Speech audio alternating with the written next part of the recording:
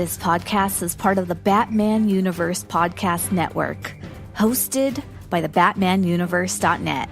Check out everything related to Batman and the entire Bat family at the BatmanUniverse.net, including news and original content related to comics, movies, television, merchandise, video games, and more.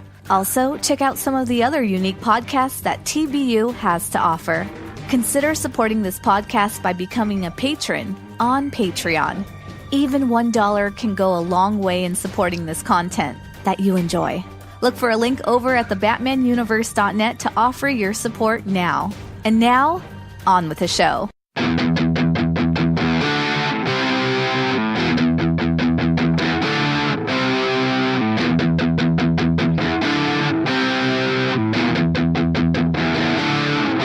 There's a danger in the night, that's nothing new. Pick the bat book that is right, at the comic shop too. So many choices go spinning round your head. Should I get Dark Detective or Eulogy instead? I ain't made of money, need knowledgeable friends. Where can I go to plan my spend? Listen to Bat Books for Beginners. Listen to Bat Books for Beginners. Listen to Bat Books for Beginners. Listen to Bat Books for Beginners.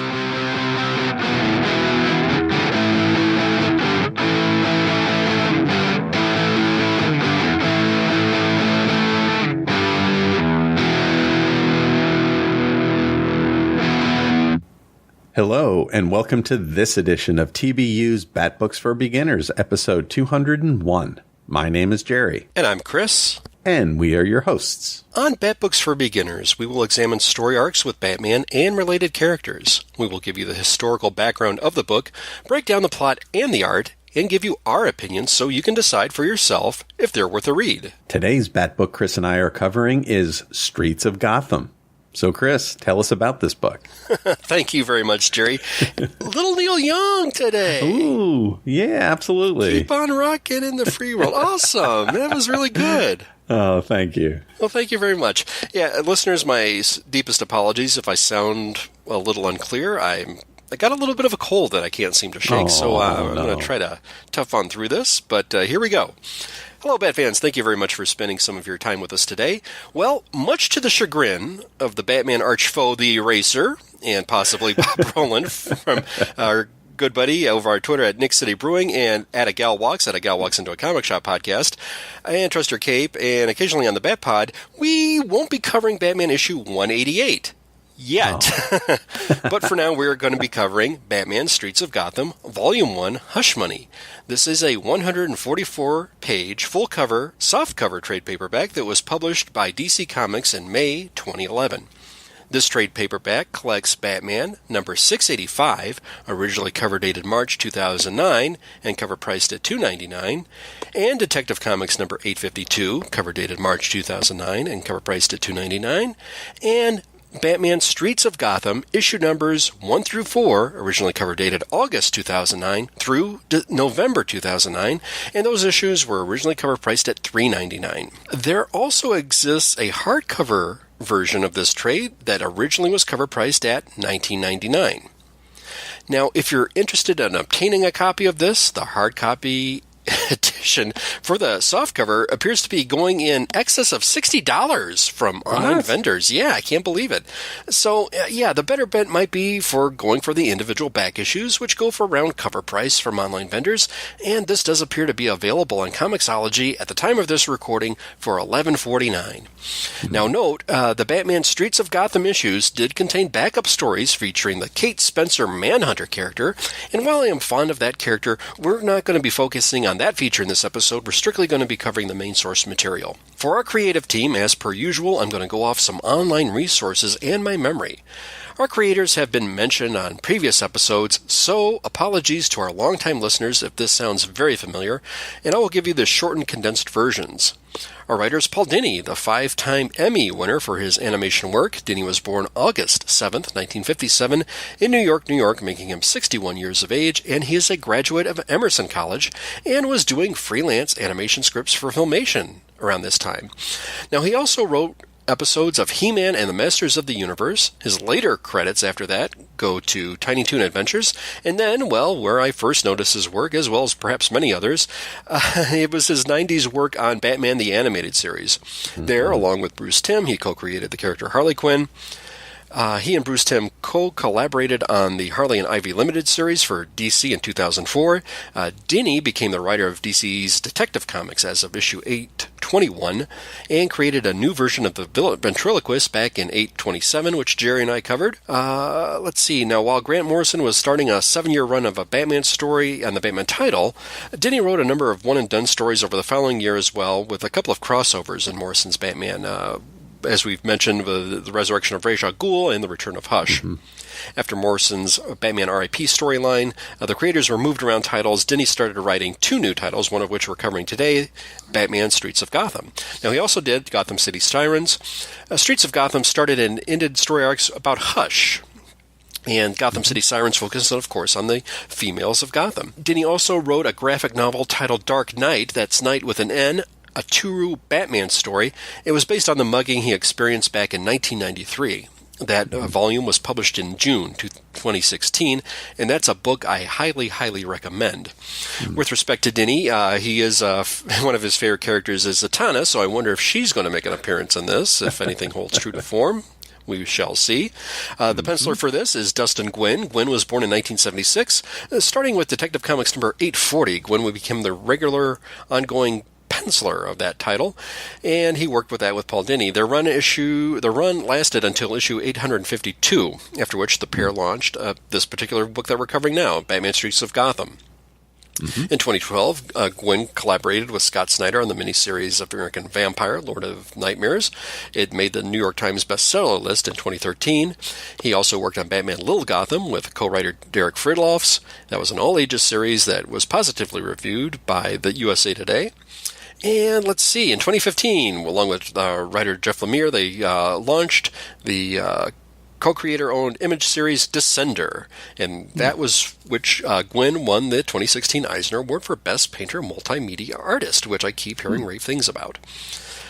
Now, over on Amazon.com, this particular volume got a rating of 4.3 stars out of 5, but that's only based on 14 reviews.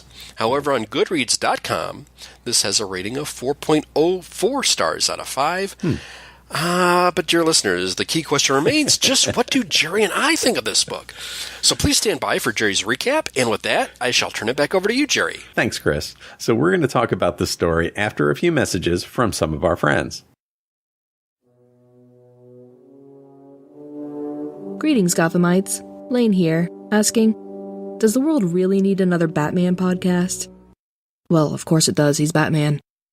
However, rather than tackle Batman in comic books, movies, or television, my podcast, Batman Books, The Dark Knight in Prose, will follow the Caped Crusader via the written word, where the only pictures are those formed in the imagination. Each season, I choose a different book to delve into, and each episode dives deep into a few chapters at a time.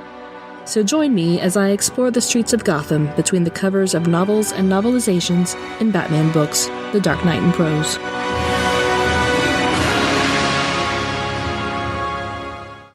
Welcome back. Here is the story of Streets of Gotham, Hush Money. So we covered some pieces of this book in previous episodes, and I'll repeat the recap in case you missed episode number 196. Hush, also known as Tommy Elliot, changed his face to look like Bruce Wayne and was chased out of Gotham and made penniless by Catwoman. Since Bruce is gone, he uses his similar looks to Bruce to get rescued from the water, get into a posh club, and arrange a pricey yacht vacation with a pretty widow. He kills the widow, sells the boat, and cons Wayne Enterprises out of a few $1,000,000.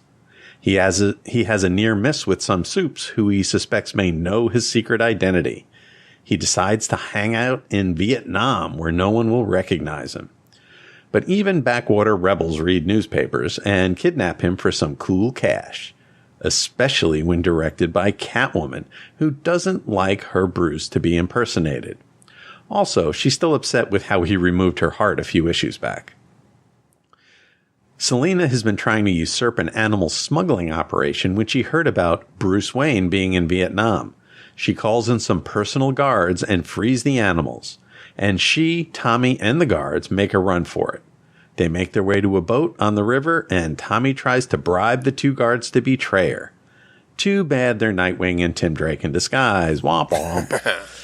They fight. Tommy gets knocked out. They go back to Gotham and keep him in a cell atop Wayne Tower. Tommy vows revenge. That's what they always vow. They do. What else are you going to vow? Commissioner Gordon heads over to a Gotham jewelry store where Harley Quinn has had a misunderstanding with the proprietor. No harm done. He lets her go. Batman, now the Dick Grayson variety, meets up with her and tells her that he knows that she got money for helping Catwoman bankrupt Tommy Elliott and that it would be a good idea if she got out of Gotham. A creepy street hustler is pimping underage girls in Gotham, and one of the girls is named Katie. A big guy in a trench coat and hat messes up the deal by punching the pimp and the John. A mysterious man passes by and pricks Katie with a needle or something and keeps going. Plot point, remember that for later. The mysterious guy goes to Club Vesuvius, which was given to him by the crime lord Black Mask. We find he's the supervillain Firefly. Black Mask had given him some special fire potion, and now he's been helping the bony-headed baddie for a while now. All across Gotham, people start bursting into flames. It must be whatever Firefly injected into them, and it causes quite the panic. Tommy Elliott is still in a glass cell at the top of Wayne Tower. Damian is playing chess with him. When the report of the fire outbreak comes on the news, Damian runs out to help save the day. It gives Tommy an idea. Alfred sees the chaos on the news and sees that Tommy is on fire. Uh-oh. Good old Alfred goes up to help Elliot, but it's all a gag, and Tommy overpowers the butler and escapes his cell.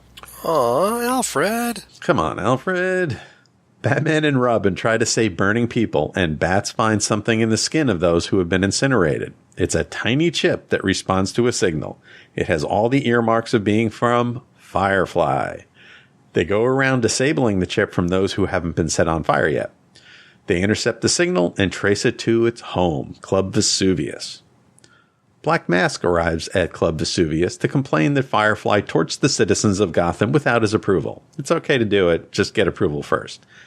Firefly has anticipated this visit and blows up stuff. Black Mask gets trapped under some rubble. Before Firefly can kill him, though, the Batmobile crashes through the wall and stops him. Robin goes to free and arrest Black Mask, but is attacked by one of the Fiend's men, Victor Zsasz. The two get away, but Firefly doesn't. He goes to jail. Back at stately Wayne Manor, Dick, Damian, and Alfred bemoan Tommy Elliott's escape. Dick puts out a Justice League APB out on Hush. They don't have to look far, though. Tommy, who, remember, looks exactly like Bruce, is on TV pretending to be Bruce. And he gives away $1 billion to a Gotham charity. He promises to give away more. In this way, Tommy is getting revenge on being bankrupted by Catwoman. He'll bankrupt Bruce. He reopens a novelty item factory, he gives money to nuns, etc. Victor Zsasz visits Penguin and Black Mask in the Iceberg Lounge. Mask wants to repay Victor for saving his life and convinces him to take some money, learn to dress better, and to pursue his dreams. Turns out Zsasz has some pretty ugly dreams. That's okay with Black Mask. Tommy Elliott took some of the Wayne fortune and bought back the old Elliott estate that his family had lost long ago. He goes there to find Dick, Damian, and some superhero allies of Bruce inside. Powered by Zatanna's backwards talking, they can imitate boring old people and be the, quote, board of the Wayne Foundation, unquote, who need to approve all future donations. This puts a stop to Tommy's giveaway plans. A newly snazzily dressed Victor Zsasz kills a tailor and leaves with some nice clothes. Also, someone is kidnapping street kids. What's up with that? A real estate broker known as the Broker visits the Great White Shark on his fancy yacht. The broker set up the deal for the yacht, but something bad went down and White suggests that he needn't pay the broker's fee. The broker is in the business of finding weird properties to be used as hideouts for supervillains, like abandoned funhouses for the Joker, pet shop for Catwoman, stuff like that. So he's used to bad behavior from clients. Great White Shark is getting pushy about not paying, so one of the broker's sharpshooters kills one of Shark's men from a long distance away. A red target dot appears on Shark's head. White agrees to pay the broker's fee. Now, the broker hates to deal with Victor Zsasz, or as he is now called, Mr. Zsasz. He has found the old Brown Pork Company factory full of pig holding pens. The broker sees what Zsasz wants with the factory. He's got street children being brought in cages. Victor's also looking to put in seats. Obviously, he's going to be putting in some kind of attraction that involves kidnapped kids and an audience. Later, at the broker's high-rise home, Batman and Robin enter. They've neutralized the security guards. Batman knows that he just sold something to Victor Zsasz, and he appeals to his humanity to give him the location. The broker wants to, but Batman has to beat him up and leaves. The end. So Chris and I are going to talk about our feelings for the story after these words from some of our friends. Sawate. My name is Stella, and I am the host of Backrow to Oracle, the Barbara Gordon podcast. Backrow to Oracle is a podcast dedicated to Barbara Gordon, the first woman to hold the mantle of Backrow for an extended period of time, roughly 1967 to 1988. The goal of Backrow to Oracle is to examine the character's history from her first appearance as Batgirl and continuing through her tenure as Oracle. Each episode looks at a vintage issue of Detective Comics or Batman, as well as other books like Justice League and Freedom Fighters, and modern issues of Batgirl and Birds of Prey. I also keep track of news involving Batgirl and other members of the Bat family, and I have a revolving series of segments like Babs in the Tube, which highlights appearances of Babs in TV and film, Shipper Spotlight, which looks at a variety of comic and pop culture couples, gives their history, and determines whether they are hot or not.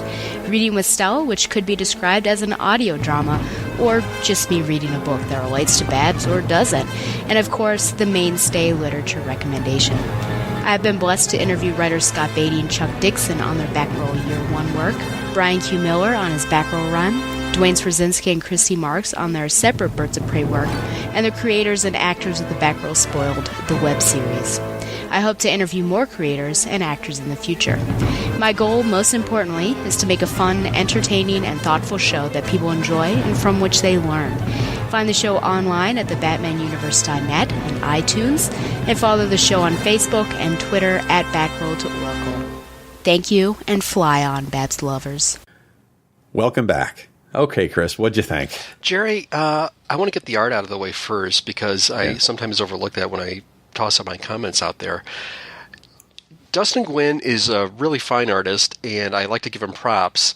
Mm-hmm. One of the things, though, that felt a little off to me was in certain places it felt a little rushed in some places. Now, I know he has Derek Frilloff do his inks, and there was consistency for the most part throughout, but in contrast to the earlier material with the Batman and detective stories, I didn't quite see the symmetry with the consistency in Gwen's artwork. Something felt not quite there with the Streets of Gotham material versus the other two issues.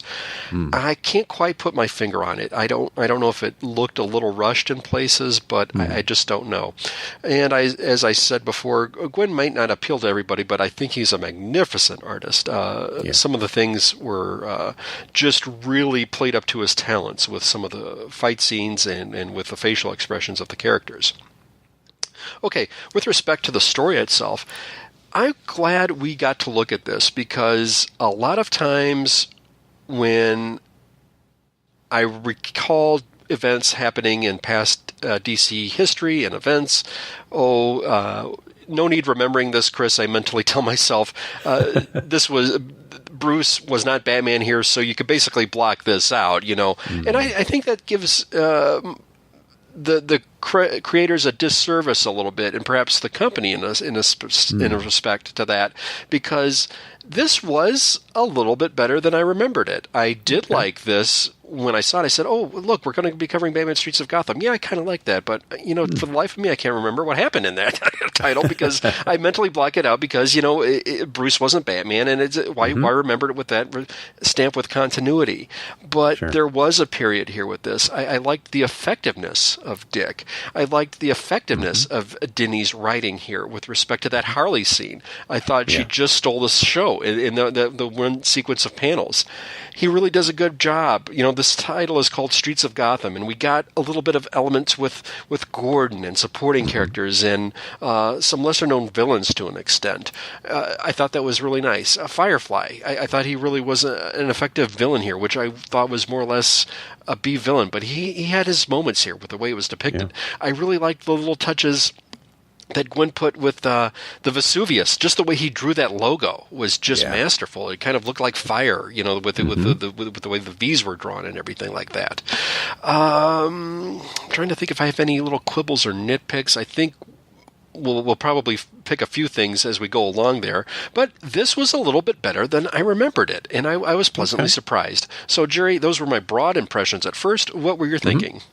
Well, I agree with you about the art. I think that it is mixed. Some of it does seem a little rushed, but then other panels are just gorgeous, right? They're just, especially some of the, Batman and Robin, on rooftops, images are just really look fantastic. But I definitely understand what you're saying about, the kind of mixed, quality of the art. Another quibble I had is, I'm not exactly sure how this ended. I'm not sure if the broker gave Batman Zsasz' address or not. If you read the dialogue, it sounds like he doesn't, but the narration kind of implies he's going to. And then he throws something at Batman. So, it's like a little card. So I thought maybe he threw the address at Batman. And it's not really clear. And I don't think that matters. If you're reading this issue by issue, it's good to have a cliffhanger like that. But, this is Bat Books for Beginners where we're recommending trades, and somebody may get this trade and not know how this ends. And that is a little bit of a negative for me. I'd like the quick Harley visit. Paul Dini brings his invention for a couple of pages. I know that at this time, she was really starting to become popular. I'm not sure exactly I don't recall if she was driving sales or not at this point. But it definitely was nice to see her. Another kind of little quibble I had with this was the whole, there was child prostitutes that they introduced and kidnapping kids. And it's just that kind of, 2000s kind of, let's see how gritty and, gruesome we can make the world, and that was of its time. I think that hasn't really particularly aged well. But there's a lot of humor in this book. When Tommy is giving away all that money, there's a few panels of Ra's al Ghul. He's watching his TV and he's seeing this happen, and he knows Bruce is God, and he's kind of giggling, saying amusing. He's enjoying watching this go on, and I thought that was really funny. I agree. Zatanna's in this. You mentioned, is Zatanna going to make an appearance? And she does. And I'm always split on Zatanna. I think she's a great character. I like her as, somebody that's involved with the whole Bat family and things going on. But her, I've mentioned this before on the show. Her backwards talking stuff kind of bugs me. It's something I buy. I bought into it when I was a kid, and I still eat it up, I guess. I don't know. Yeah, well, when you first see her, it's not clear that it's Zatanna, and she says something, and you're like, what? And then you turn the page, and it's like, oh, it's Zatanna, and then you got to go back, and it's like, I have to read this backwards now. Okay, I get it. So it was kind of clever. I like that. I also like how Damian had a crush on her. So that was kind of funny. Good catch. Yeah. So we meet a couple of characters, Firefly, and he's been around a long time, right? He appeared in Flashpoint, Crisis on Infinite Earths, Final Crisis. He's somebody that gets pulled out of the hat and sometimes an important role in some stories. So, he's got a few different incarnations, but he's always related to fire, right? Obviously. And we also get the Creeper. So we see that he's one of the outsiders, and he's another guy. He's been around since the 60s, I think, and there's been a couple of different incarnations of the Creeper. Yeah, Gerry, I'm glad you brought those characters up. It was weird because when I was a kid, I think it was a comic in the 70s, first issue special, had all these standalone, the title was basically to introduce some characters, new or old, to kind of like just to see what would float. And one of it was the Creeper in the first issue special number 7. And of all the characters that he took on, it was the Firefly. So go figure. Yeah. But back then, his gimmick was using like these strobe lights on his costume, and he had like a strobe light gun, and he would kind of use that to kind of disorient people. And the pyrotechnic thing came on a little bit later because I think they sort of shifted Fox villains because there was one called Firebug, which was like a one and done villain, I think around Batman 316, 17 or 18, right around there, and they got rid of that. So then, okay, now we'll make Firefly the pyrotechnic guy. Garfield Lenz was the character who was the Firefly. Not to be confused with one other character of note. Way back in Batman number 126, there was a guy called the Firefly, but he was called Ted Carson, and he basically put on this. What do you call those things that the old? If you ever see like an old black and white movie with the doctor, and he's got like the big mirror on his head with the band. Yeah. Yep. So the Firefly basically had one of those things on there, but it was like pretty much like a bright light, and he literally had like a bug costume with wings and all. There was this garish green and yellow, and he basically was kind of flirting with the Kathy Kane Batwoman in the time, but I think he was like a one and done. He got rebooted, I think, in Rebirth with Killer Moth to come back and join the Riddler faction, but he was sort of like his own version of that. They bring, I don't know why they bring up Ted Carson, because he's so confusing with respect to the Garfield Lenz character. They were, just give one of these dudes a different name, for the continuity's sake, but they didn't. But it was fun. Creeper, I don't know where I stand on him as a character. I kind of like him. Steve Ditko creation. First appeared, as you said, Gerry, back in the 60s, way back in showcase number 73, which I picked up at a con about 10 years ago at a bargain bin of all things. I only got for $5, and so I'm trying to remember what this guy's origin is. I think it's been retconned several times, but I think he can basically control the way he looks. Alter ego is Jack Ryder, who's a TV personality in Gotham City, and it was kind of cool to see him here. It's sort of a forgotten Gotham character. I liked that we also saw some of the outsiders with Halo, Katana, and Metamorpho and Black Lightning as well. That was a really good touch. I like that you had some questions with respect to the ending of this story. Yeah. I thought it was a little ambiguous. I don't know if Denny's script and Gwen's interpretation of it sort of landed as intended, as sort of like a final gut check. Because a lot of times I remember old Batman stories where there'd be the final confrontation with the villain, and he basically has Batman, meeting him in his office, and he takes him out and he clocks him out, and you sort of...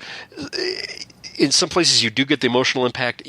I did not feel any emotional impact. And as you said, I was kind of like... It was sort of like... deflating, kind of anticlimactic. It just sort of didn't quite land. I don't know. I'm just wondering if that just did not translate perhaps to that feel. But I'm with you with respect to that. Okay. Well, there was a couple of things in this that I really liked. And my favorite thing here was the broker, this character, the broker. And I really liked, the idea that he's a real estate agent and he's selling these hideouts to villains. And, he's drawn very quickly here. And if you never, have, read anything, you didn't know this guy at all, you'd understand his character arc where he's selling these properties. He's used to dealing with bad actors. and is tough himself, but he really doesn't like working with Victor Zsasz. And, that's understandable. He's pretty creepy. And, he sees what Zsasz is doing or gets an idea of what Zsasz is going to be up to and has a crisis of conscience about it. And I think that was kind of interesting and really, really good work. And even Victor Zsasz has an interesting arc here where he's, first just the thug, and then he gets kind of pumped up, like maybe he should take more charge, and he decides to. And the last thing I really liked about this is there's a section about Gotham history. It's talking about how the city developed and has as an amusement center, an entertainment center, and there's, Nickelodeons and amusement parks and lots of entertainment that gets more and more intense over time. And then when the kind of middle class economy collapses, it becomes this crime ridden, but then has this weird underbelly of these old amusements. And it gives that creepy feel for Gotham. I'm a sucker for Gotham history even if it gets reimagined and totally different, I don't care. I think that's really, really cool. That's a good catch, Jerry. That sort of had a Boardwalk Empire feel to me from recalling the old HBO series. And I'm wondering if that aired around the time that this came out. I did not bother to check, and I feel bad that I didn't. But like you, I think when a writer does take the time to point out some of the background in Gotham, it shows a great attention to detail that I really, really like, and I have to give credit for. Yeah, I agree. So if you were going to rate this or recommend it, where would you come down? Jerry, thank you for asking. This is something that I did enjoy. Mm-hmm. Now the question is, where do I have to put a number on this? And this is very hard. I do want to give a quick mention to a good friend of our show and fellow TBU contributor Ian, who I'm sure is listening, and he mentioned this particular series recently, and he reflected on it quite favorably. Ian, I do want to say, for clarity's sake, I did like this story. So if I say a 3 or 3.5, by no means am I saying that's a bad score. I don't think I can go as high as 4 out of 5 on this, but I think there were elements of here that I really enjoyed with respect to the care and crafting of the story. Gwen's art faded in and out for me, but for the most part was consistent. I'm going to be a little generous and say 3.5. I don't say it's a must read, but I would recommend it. I think there is a period of here with respect to Batman quote unquote history and a time where Dick was Batman that this was effective storytelling, and I think with this particular creative team, they did a fair job with presenting the material and did some clever writing. One of the things that my quibbles, like you, Jerry, I thought the ending was a little flat. There were some disturbing scenes, I think, that involved with the children and the abductions that was a little bit unsettling. But beyond that, and I didn't really comment on Victor Zsasz too much here, and I'm trying to think if I like this Zsasz versus Mr. Zsasz, who kind of looks like a little tripped out pimp there a little bit, he does. With his new look. I don't know if I like the Mr. Zsasz versus Zsasz. So I thought that was a little bit much. That sort of had sort of like a little too much flair, too much publicity, too much ego going on there, which I don't think is respective of the character. But with respect to Zsasz, Denny did a great job with respect to the character's insights. And there were some very, very creepy moments where we get some Zsasz introspection here, which is very disturbing and unsettling, but in a good storytelling way. Agreed. So I will say 3.5. It's quite good. It's certainly not the worst thing we've covered, and I'm glad we got to look at this. I would have summarily dismissed it, but the covers were even good too. And I hope in the trade they do reproduce the covers because they all were outstanding. We had the classic Alex Ross Catwoman cover and some great Pastelli Gwen stuff as well with the covers. They were really well done. How about you? Yeah. So I think, overall, this was mostly solid. There were some parts that were awesome, and there were some parts that I really didn't like. The ending being confusing, a lot of the stuff involving the kids, which was a little disturbing, and some of the unevenness of the art. So, some of it was fantastic, and some of it was just, as you pointed out, kind of rushed. So I'm going to come come in at the same. I'm going to come in at 3.5. I don't think that this is a must read, but yeah, I would recommend it, especially if you were, this is a nice, a good part of Batman. Dick is Batman, with a little bit of Damian, and he's still interesting and developing here. So I think that this is a story that people would like. And so, yeah, I would recommend, folks pick it up. Good deal. Yeah. So Chris, I'm glad we covered that. But there are other podcasts that you do some work on, aren't there? Yes, thank you very much, Gerry. One we're going to mention very shortly, but yes, I can also be found on the Batgirl to Oracle podcast. I have a segment on there where I'm reviewing the Batman Adventures title that was based on the 90s animated Batman series that I thought were really, really had some underrated stories there, and I really, really dug and really appreciated. Beyond that, you can also find me on a show called Trust Your Cape, which is a role-playing game podcast, which is on a Gal Walks Into a Comic Shop podcast feed. And you can find that on Twitter at Trust Your Cape, and Gal Walks Into a Comic Shop is on Twitter at Gal Walks. So thank you very much. But Gerry, aside from also finding me on Twitter at BTO and Batbooks, you have the unique distinction of doing written reviews of two of my favorite characters in Batman lore, and that would be Batgirl and Catwoman. And I always enjoy seeing your written reviews because there are certain things, the way you write just is really unique, and I really like your takes on that. So where can our listeners find those written reviews, and what else do you do online? Where can we find you on Twitter by chance, my friend? It's possible. You can find my reviews for Batgirl and Catwoman on the BatmanUniverse.net, which is a terrific website. If you're, this is where this podcast is coming from. And if you're a Batman fan, Bat Family fan, extended Batman Universe fan, definitely go over to the BatmanUniverse.net. There's all kinds of great content of the comics and of collectibles, and the site is just growing and growing, and folks should definitely go out to the BatmanUniverse.net.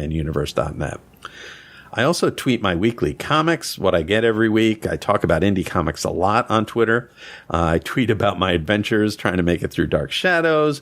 And of course, Chris and I live tweet horror movies at the hashtag Svengoolie on Saturday night, which is always a good time. You can find me on Twitter at Professor Frenzy. And, if you follow me and you're online on Saturday night at 8:00, you will get a flood of tweets about horror movies. We always have a great time doing that. And also, don't forget to check Chris and I out on the Professor Frenzy show.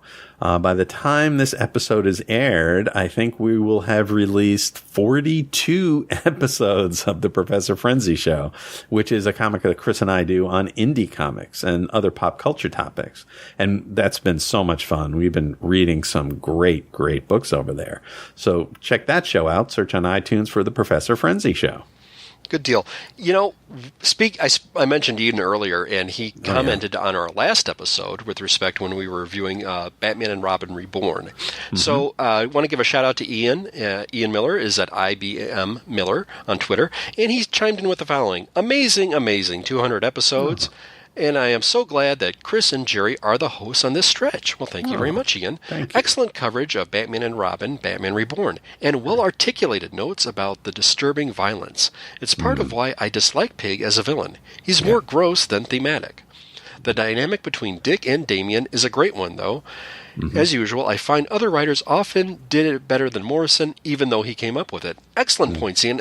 I really should study the take and dynamic that Dick has with Damian versus other writers and the way they present it. And I also want to give Ian a plug. He's doing a fine job on the comics podcast, which you can find on the Batman Universe podcast, as well as other contributions that he makes on the Batman Universe. Always well-crafted thoughts. And Ian, thank you very, very much for chiming in. And listeners, go follow Ian and go listen to him and read his stuff. Great, great stuff. Definitely. Yep, and I'd also like to give some shout-outs to the people who gave us likes and retweets on our past episode. That was episode 200. First up, we heard from Xenozoic Xenophiles at Xenozoic Files. That's a fan podcast devoted to the Cadillacs and Dinosaurs comic series Xenozoic Tales by Mark Schultz. Hey, it's part of the Rad Adventures Network from our good friends Darren and Ruth. Yeah. We heard from Robert Lewis at Rob Lewis 1157. We heard from the Tim Drake podcast at ELTD Podcast. That's the podcast Everyone Loves the Drake. Again, we heard from Ian Miller at IBM Miller. We heard from Stephanie Mounts at Fancy Nerd Design. Yeah, you can hear Stephanie as well on the comic podcast over at TBU. Always a great job with her contributions. We heard from Green Lantern HG at Green Lantern HG. Great. We heard from Selling Out at Selling Out Show. Hey, thank you very much, Dave. Dave at Lava Hog at Lava Hog. The Selling Out Show is a podcast about guys screwing up life at our leisure, and it's for your listening pleasure. Thank you so much. Yeah. New friend of the show, we heard from Michael Chase. That's Mac at Michael Chase 97. New friend of the show, we heard from Avenues Fred at Fred Avenues. We heard from Adam Stabelli at Adam of Gotham. We heard from Vlad Michaels 215 at Vlad Michaels 215. And finally, we heard from the Batman Universe at Batman Universe. They report news and they create original content, including podcasts, comic reviews, and media related to the Batman Universe. Go over to thebatmanuniverse.net. Check it out. Hey, great. Thank you very much, everybody. And if I've overlooked you, my sincerest and deepest apologies. Please let Jerry know on Twitter at Professor Frenzy or myself know at BTO on Batbooks, and we will be sure to mention you on the next show. Thank you. Thanks, Chris. Well, that's all we have for today. Please join us next time where Chris and I will cover Batman Long Shadows. My name is Jerry. And I'm Chris. And thank you for listening to Batbooks for Beginners.